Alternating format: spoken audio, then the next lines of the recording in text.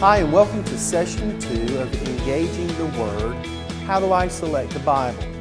I'm Brad Arnett, one of the professors at Luther Rice. In our first session, we looked at the history of the English Bible up to the King James Version.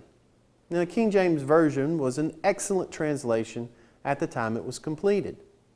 The translators used the best manuscripts and the best methods current in their time.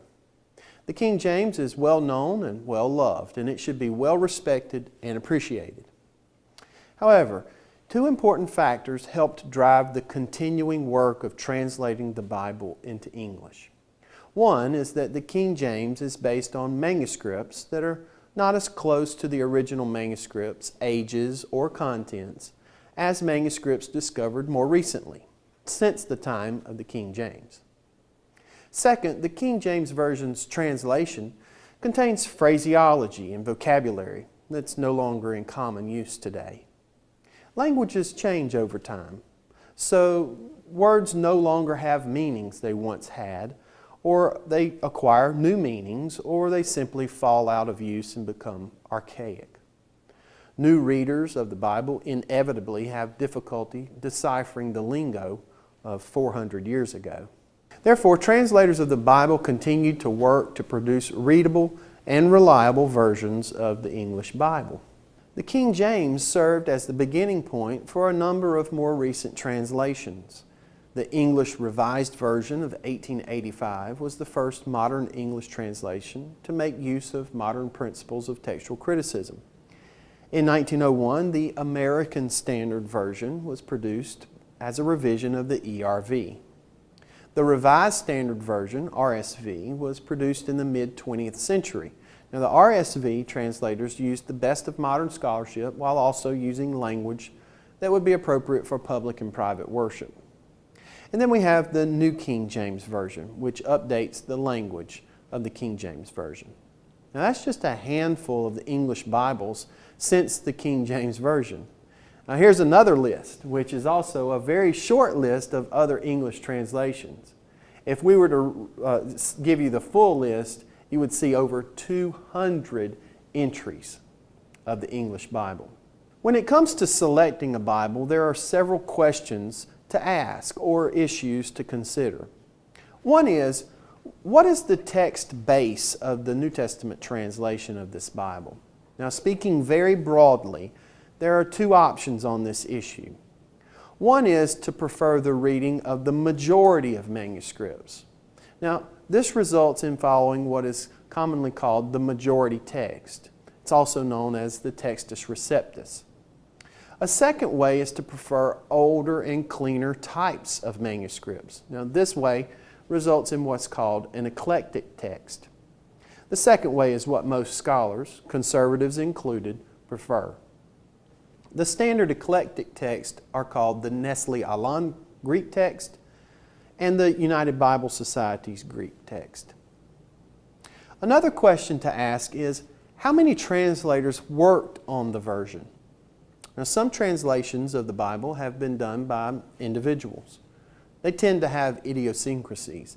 Some offer very brilliant insights into the meaning of some text, but often those renderings are offset by poor judgments elsewhere.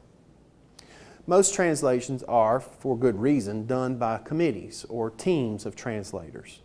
These translations are checked multiple times and offer a balanced version. Then a third question would be, what was the approach of translating used? There are basically two approaches to translating. There's the formal approach, and then there's the functional approach. Now, that's because of the inherent difficulties of translating. No two words are exactly alike between two languages. The vocabularies or pools of words of any two languages vary in size. Languages utilize grammar and syntax differently, and they have different stylistic preferences. Because of these reasons, translators tend to lean either toward the formal or toward the functional approach. Now, let me tell you about these approaches. The formal approach attempts to maintain the structure of the source language.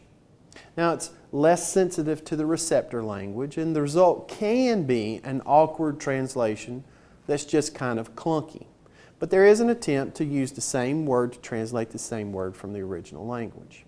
Now, the functional approach, on the other hand, focuses on today's language, offers a thought-for-thought approach. The functional is less sensitive to the source language. Now, this may result in a distorted meaning since form helps to communicate meaning. Perhaps here is where I should mention paraphrases. A paraphrase is not a translation. A paraphrase restates a particular English translation using different English words. Now, examples of paraphrases include the Living Bible, the Amplified Bible, and the Message. Paraphrases are not recommended for the serious study of the Bible, but may be useful for rapid reading. Now, here's a comparison chart of several different versions available today.